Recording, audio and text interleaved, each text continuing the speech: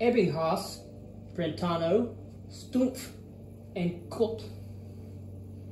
Hermann Ebbinghaus, 1850 to 1909. Only a few years after Wundt claimed it was impossible to conduct experiments on the higher mental processes, a German psychologist working alone, isolated from any academic center of psychology, began to experiment successfully on the higher mental processes. Hermann Ebbinghaus became the first psychologist to investigate learning and memory experimentally. In doing so, he not only showed that Wundt was wrong on that point, but also changed the way in which association or learning could be studied.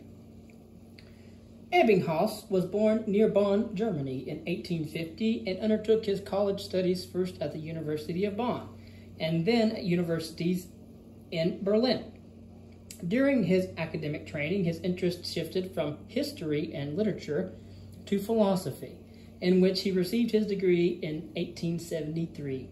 Following military service in the Franco-Prussian War, he devoted 7 years to independent study in England and France, where his interest changed again, this time leading him toward science. 3 years before Wundt established his laboratory at Leipzig, Ebbinghaus bought a second-hand copy of Fechner's great work titled Elements of Psychophysics at a bookstore in London. His chance encounter profoundly affected his thinking and ultimately the direction of the new psychology. Fechner's mathematical approach to psychological phenomena was an exciting revelation to Ebbinghaus, and he resolved to do for psychology what Fechner had done for psychophysics, using rigid and systematic measurement. His goal was to apply the experimental method to the higher mental processes, most likely influenced by the popularity of the work of the British associationists. Ebbinghaus chose to undertake his breakthrough research in the area of human learning. Before Ebbinghaus began his work, the customary way to study learning was to examine associations that were already formed. This was the approach of the British associationists. In a sense, investigators were looking and working backward, attempting to determine how the connections had been established. Ebbinghaus's approach was different. He began his study with the initial formation of the associations. In this way, he could control the conditions under which the chains of ideas were formed and thus make the study of learning more objective. Ebbinghaus's work on learning and forgetting has been judged one of the great examples of original genius in experimental psychology. It was the first venture into a truly psychological problem area, one that was not part of physiology, as was true with so many Wundt's research topics. Thus, Ebbinghaus's revolutionary research broadened considerably the scope of experimental psychology. Recall that learning and memory had never been studied experimentally. Indeed, the eminent Wilhelm Wundt had said they could not be. Ebbinghaus set out to do so, even though he had no academic appointment, no university setting in which to conduct his work, no teacher, no students, and no laboratory. Nevertheless, over a period of 5 years, he carried out alone a series of carefully controlled and comprehensive studies using himself as the only subject. For the basic measure of learning, Ebbinghaus adapted a technique from the associationists who had proposed frequency of associations as a condition of recall. Ebbinghaus reasoned that the difficulty of learning material could be measured by this frequency, by counting the number of repetitions needed for one perfect reproduction of the material. Here we see the influence of Fechner, who assessed sensations indirectly by measuring the stimulus intensity necessary to produce a just noticeable difference in sensation. Ebbinghaus approached the problem of measuring memory similarly by counting the number of trials or the repetitions required to learn the material. For the material to be learned, Ebbinghaus devised similar, though not identical, lists of syllables. He repeated the task often enough to be confident of the accuracy of his results. Thus, he could cancel out variable errors from trial to trial and obtain an average measure. So systematic was Ebbinghaus in his experimentation that he regulated his personal habits as well, keeping them as constant as possible and following an unvarying routine, learning the material at the same time each day. For the subject matter of his research, the material to be learned, Ebbinghaus invented what is called nonsense syllables, which revolutionized the study of learning. Nonsense syllables are syllables presented in a meaningless series to study memory processes. Wundt student E.B. Titchener, which we will cover in the next video,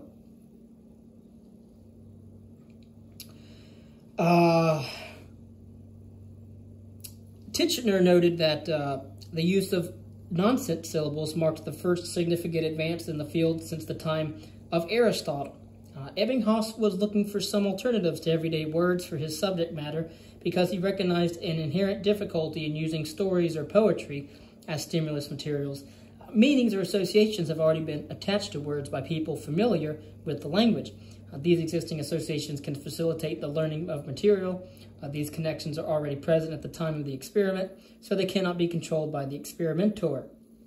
Ebbinghaus wanted to use material that would be uniformly unassociated, completely homogeneous, and equally unfamiliar, material with which there could be few, if any, past associations.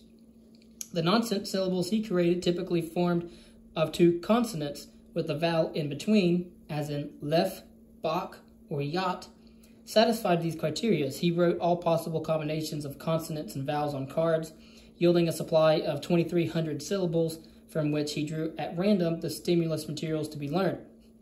At least that was what was thought for many years. Later, the data of history, supplied a century later in the 1980s by a German psychologist who read all the footnotes in Ebbinghaus's publications and in the workbook for a set of his experiments, and who then compared the English translations with the original German, provide us with a new interpretation to our understanding of nonsense syllables.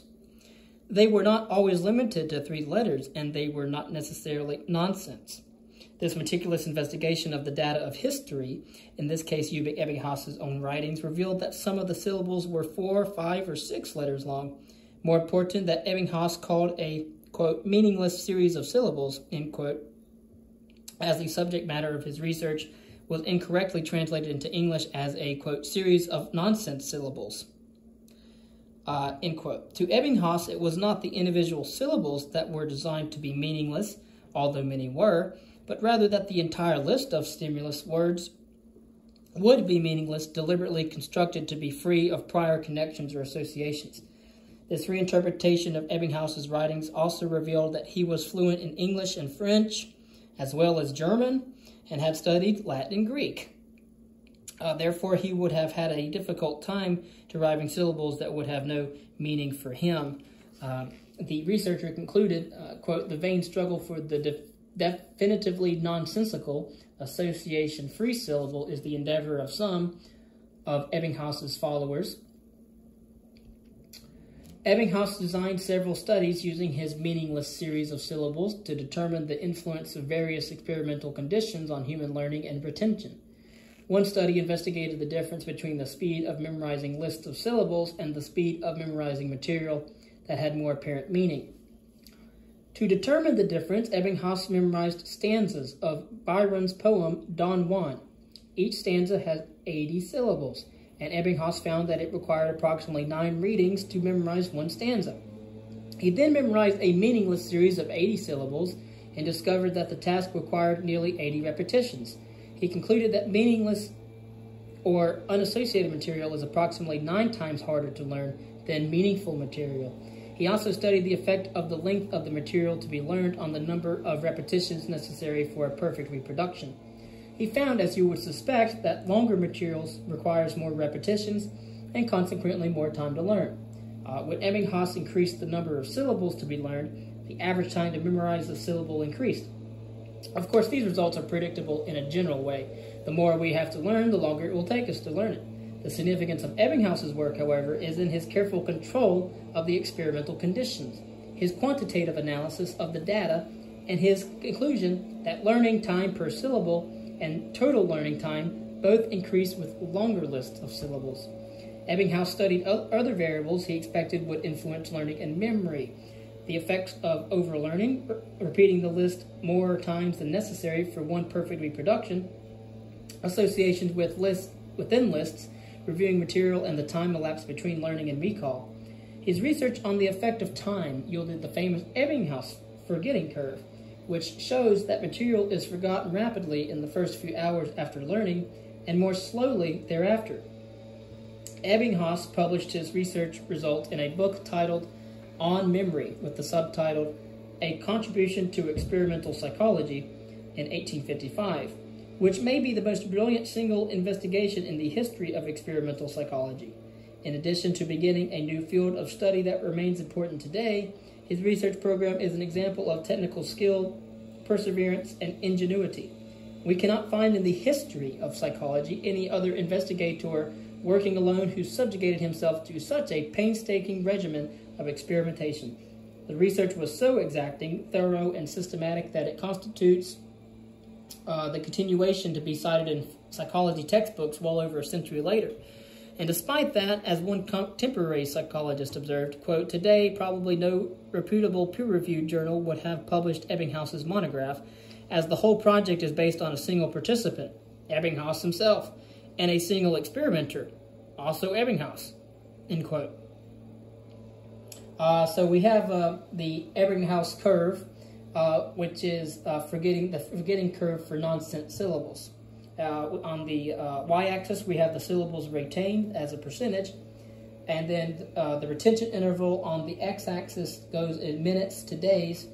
But in any case, Ebbinghaus was the physical founder of the Journal of Psychology and Physiology of the Sense Organs in 1890. A new journal was needed in Germany at the time because Wundt's journal, the primary outlet for research reports from the Leipzig laboratory, could not handle all the work being produced. The need for a new publication, a mere 9 years after Wundt had begun his, is significant testimony to the phenomenal growth of psychology in both size and diversity within the late 19th century. In the early 20th century, in 1902, Ebbinghaus wrote a successful textbook, The Principles of Psychology, which he dedicated to Fechner's memory, and in 1908 he published A Summary of Psychology, intended for a more broader audience. Both books appeared in several editions. After Ebbinghaus's death from pneumonia in the year 1909, the books were revised by other writers. Ebbinghaus did not make theoretical contributions to psychology, however. He created no formal system and had no disciples. He did not found a school of thought, nor did he seem to want to do so. Yet he is of importance not only to the study of learning and memory, which he began, but also to experimental psychology as a whole. One measure of a scientist's overall historical worth is how well his or her position stands the test of time. By that standard, Ebbinghaus can be seen as more an influential person than Wundt. But Ebbinghaus's research brought objectivity, quantification, and experimentation to the study of learning, a topic that remains central to much of 20th century psychology. It is because of Ebbinghaus's vision and dedication that work on association shifted from speculation about its attributes to formal scientific investigation. Many of his conclusions about the nature of learning and memory remain valid more than a century after he had first offered them. Franz Brentano, 1838 to 1917. At about the age of 16, Franz Brentano began training for the priesthood. He studied at universities in Berlin, Munich, and Tübingen in Germany, receiving a degree in philosophy from Tübingen in 1864. He was ordained the same year, and 2 years later he began teaching philosophy at the University of Würzburg, where he also wrote and lectured on the work of Aristotle. In 1870, the Vatican Council in Rome accepted the doctrine of papal infallibility, an idea Brentano directly opposed. He resigned his professorship to which he had been appointed as a priest, and then he formally left the church. Brentano's most famous book, Psychology from an Empirical Standpoint, was published in 1874, the year in which the second part of Wundt's Principles of Physiological Psychology appeared. Brentano's book directly contradicted Wundt's views, attesting to the dissent already apparent in the new psychology. Also in that year, Brentano was appointed professor of philosophy at the University of Vienna, but he was forced to resign 6 years later because of his marriage. It was against the law then in Austria for even an ex-priest to marry. Even though he was out of a job, he stayed on at the university for 14 more years as an unpaid lecturer, where his influence grew considerably. He was a popular teacher, and a number of his students later achieved prominence in psychology. One notably, Sigmund Freud. Freud took 5 courses with Brentano and later referred to him as a genius and a damned clever fellow. Brentano retired from teaching but continued to study and write, dividing his time between Switzerland and Italy. Brentano is considered one of the most important early psychologists because of his diverse interests, and as we will see that he was an intellectual precursor of both the Gestalt psychology and humanistic psychology schools, and he also shared with Wundt the goal of making psychology a science. Whereas Wundt's psychology was experimental, Brentano's was empirical. He believed that the primary method for psychology should be observation, not experimentation, although he did not totally reject the experimental method. He considered an empirical approach to be generally broader in scope because it accepted data from observation and individual experience, as well as from experimentation. Brentano opposed Wundt's fundamental idea that psychology should study the content of conscious experience. He argued that the proper subject matter for psychology is mental activity, such as the mental action of seeing rather than the mental content of what a person sees. Thus, Brentano's act psychology questioned the Wundtian view that mental processes involve contents or elements. Act psychology is Brentano's system of psychology in which it is focused on mental activities rather than on mental contents. For example, what is the actual part of seeing rather than that which is seen. Brentano argued that a distinction should be drawn between experience as a structure or content and experience as an activity. In looking at a red flower, for example, the sensory content of redness or the essence of red is different from the act of experiencing or sensing redness or the essence of red. To Brentano, that act of experiencing the essence of red is an example of the true subject matter of psychology. He stated that color is a physical quality, but the act of seeing the color is a mental quality or activity.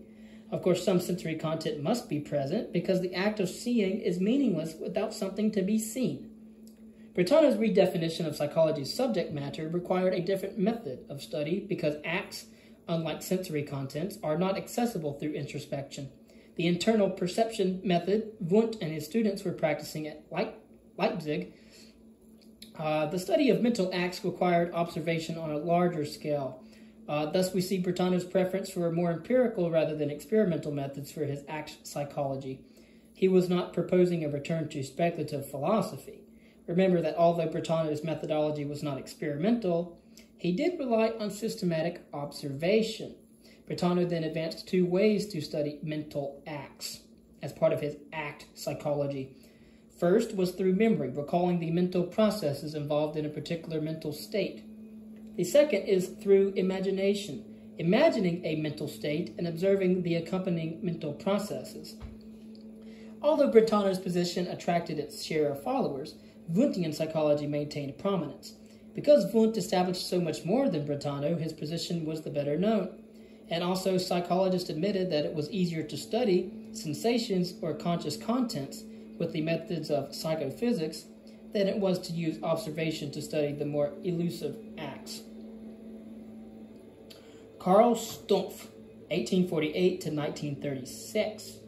Born into a medical family in Bavaria, Karl Stumpf became acquainted with science at an early age but developed a greater interest in music.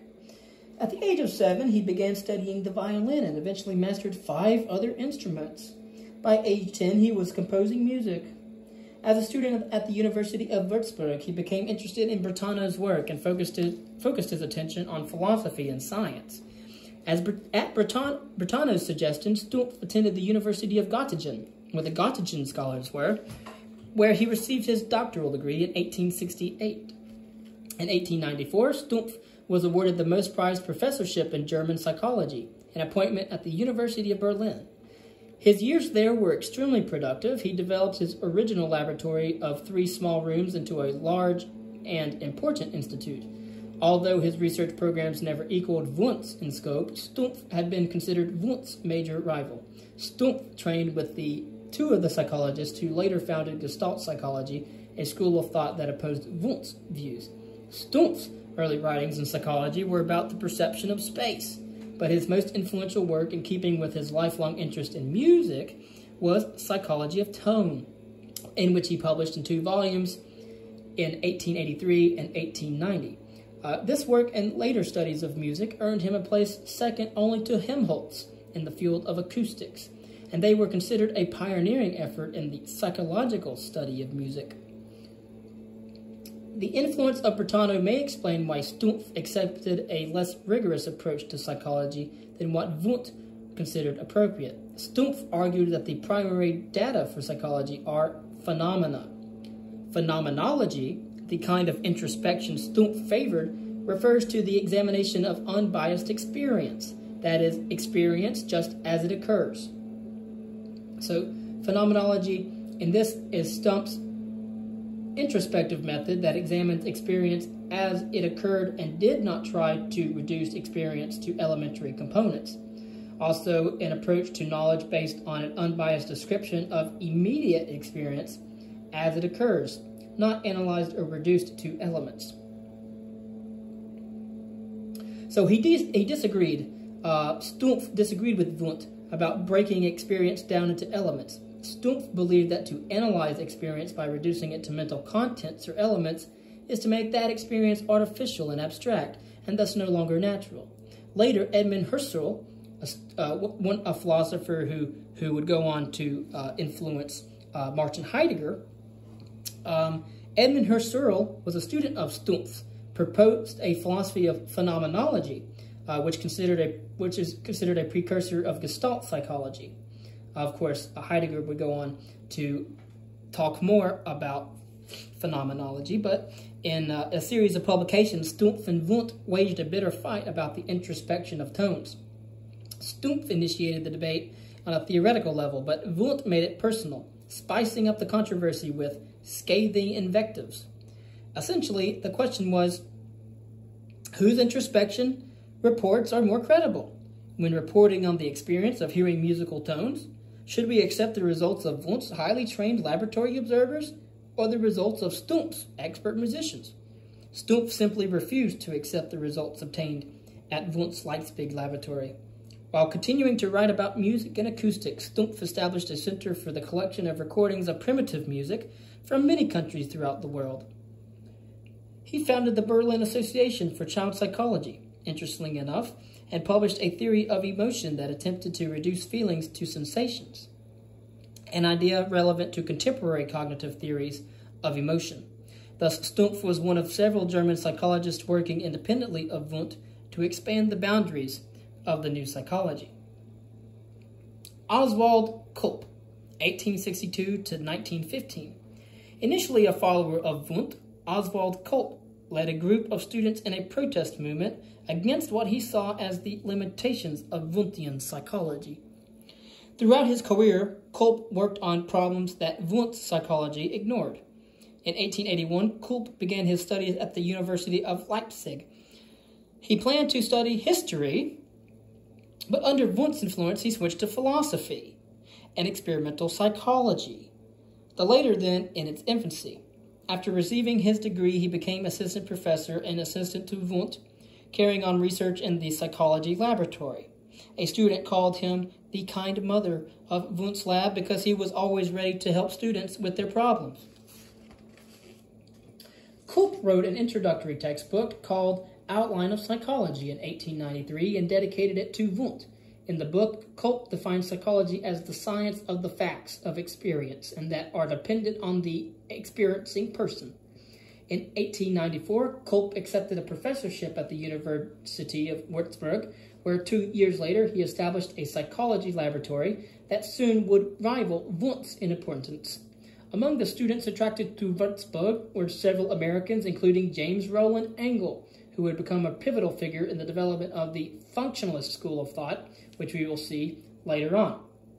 Kulp remained devoted to his students and to his research throughout his life. He never married. He was fond of explaining that, quote, "Science is my bride." end quote. In the Outline of Psychology, written in 1893, Culp did not discuss the process of thought. At that time, his position was still compatible with Wundt's view that it was impossible to experiment on the higher mental processes. Only a few years later, however, Culp had become convinced that thought processes could indeed be studied experimentally. After all, Ebbinghaus was studying memory, another of the higher mental processes. If memory could be assessed in the laboratory, why not thought? Asking this question obviously meant that Culp was challenging Wundt's definition of the scope of psychology. Another difference between psychology as practiced at Würzburg and at Leipzig related to introspection. Culp developed a method he called systematic experimental introspection, which involved first performing a complex task, such as establishing logical connections between concepts, and then having the subjects provide a retrospective report about their cognitive processes during the task. And so Culp's introspective method was the systematic experimental inspection that used retrospective reports of the subjects' cognitive processes after they had completed an experimental task. In other words, subjects undertook some mental process, such as thinking or judging, after which they examined how they had thought or judged. Wundt prohibited the use of such retrospective or after-the-fact reporting in his laboratory. Wundt studied conscious experience as it occurred, not the memory of it after it had occurred. He was so displeased with Culp's methodology that he referred to it as mock introspection. Culp's approach was systematic because the total experience could be described precisely by dividing it into time periods. Similar tasks were repeated many times so that the introspective reports could be corroborated, and amplified. These reports were usually supplemented by additional questions, directing the subject's attention to specific points. Other differences existed between the introspective approaches of Culp and Wundt. Wundt was opposed to having his subjects describe their subjective conscious experiences in detail. Most of his research focused on objective, quantitative measurements such as reaction times or the judgment of weights in psychophysical research. In contrast, Culp's systematic experimental introspection emphasized detailed, subjective, qualitative reports from subjects about the nature of their thought processes. Culp subjects were expected to do more than make simple judgments about stimulus intensity, like how heavy a weight is. They were asked explicitly to describe the complex mental operations they performed during their exposure to the experimental task. In Culp's systematic experimental introspection, the experimenter assumes a more active role in the research process. In Wundt's laboratory, the experimenter's involvement was limited to simply presenting the stimulus material and then recording the results of the subject's observations. Therefore, Wundt's experiments and his experimenters did not intrude on the actual observations. But in Culp's approach, however, the experimenters asked direct questions of the observers to elicit the details of their reactions to the experimental stimuli. Such questioning demanded that the observers work harder to describe carefully and accurately the complex mental events they had just experienced. Culp required more information from them than reaction times, judgments of heavier versus lighter weights, or other quantitative measurements. One historian of psychology suggests that Culp was truly pushing the narrow limits of Wundt's form of introspection. In summary, however, then, Culp's approach was aimed directly at investigating what was going on in a subject's mind during a conscious experience. His stated goals were to expand Wundt's conception of psychology's subject matter to encompass the higher mental processes and to refine the introspective method. What was the outcome of Culp's campaign to expand and refine the new psychology subject matter and method? Wundt attempted to reduce conscious experience to its component parts, that is, to its sensations and images. All experience, Wundt stated, is composed of sensations and images. Yet the results of Culp's direct introspection of the thought processes supported the opposite viewpoint, that thought can occur without any sensory or imaginal content. This finding came to be identified as what is known as imageless thought, to represent the idea that meanings in thought do not necessarily involve specific images. Culp's research had identified a non-sensory aspect of consciousness. Culp's work provides us with another instance of simultaneous discovery. Imageless thought was proposed independently at about the same time by the American psychologist Robert Woodworth and by the French psychologist Alfred Binet. So we're going to cover Woodworth later. Woodworth was the psychologist that got me into psychology by reading one of his books from the early 20th century. And of course, as you know, the French psychologist Alfred Binet, who we'll cover later in another reading, established IQ tests and measurement of intelligence. And so imageless thought by Külpe is the idea that meaning in thought can occur without any sensory or imaginal component. Külpe and his students conducted research on a variety of topics. One significant contribution was a study by Karl Marx on the comparative judgment of weights. Although sensations and images were present during the task, Marx found that they seemed to play no part in the process of judgment. Subjects, for example, were unable to report on how their judgments of lighter or heavier weights came into their minds. Now, this contradicted the accepted notion that in making such judgments, subjects retained a mental image of the first weight and compared it with a sensory impression of the second weight. A study by Henry Watt demonstrated that in a word association task, that is, asking subjects to respond to a stimulus word, subjects had little relevant information to report about their conscious process of judgment. This finding reinforced Culp's contention that conscious experience could not be reduced solely to sensations and images. Watt's subjects were able to respond correctly without being consciously aware of any intention to do so at the time they made their response.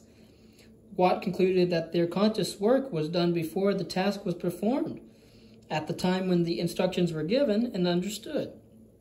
Watt's subjects apparently established an unconscious set or determining tendency to respond in the desired way once they comprehended the instructions. When the rules for the task had been understood and the determining tendency adopted, the actual task was performed with little conscious effort. This research suggested that predispositions outside of consciousness were somehow able to control conscious activities. Thus, experience depended not only on conscious elements, but also on unconscious determining tendencies, suggesting that the unconscious mind can have an influence on human behavior. This idea was later adopted by Sigmund Freud for his psychoanalytic school of thought. We have seen, through these psychologists, the divisions and controversies that engulfed psychology shortly after its formal founding. For all their differences, however, the early psychologists were united in the goal of developing an independent science of psychology. Even with their varying views of psychology's subject matter and methods, Wundt, Ebbinghaus-Brentano-Stumpf, and others together irrevocably changed the study of human nature. One writer noted that because of the efforts of these scholars, psychology was no longer, quote, a study of the soul, but a study by observation and experiment of certain reactions of the human organism not included in the subject matter of any other science. The German psychologists, in spite of their many differences, were to this extent engaged in a common enterprise, and their ability, their industry, and the common direction of their labors all made the developments in the German universities at the time the center of the new movement in psychology, end quote. Germany did not remain the center of the new movement for long, however. Soon, as we shall see later, Wundt's student E.B. Titchener brought a different version of the founder's psychology to the United States. And Titchener will be the subject matter of our next reading. Thank you.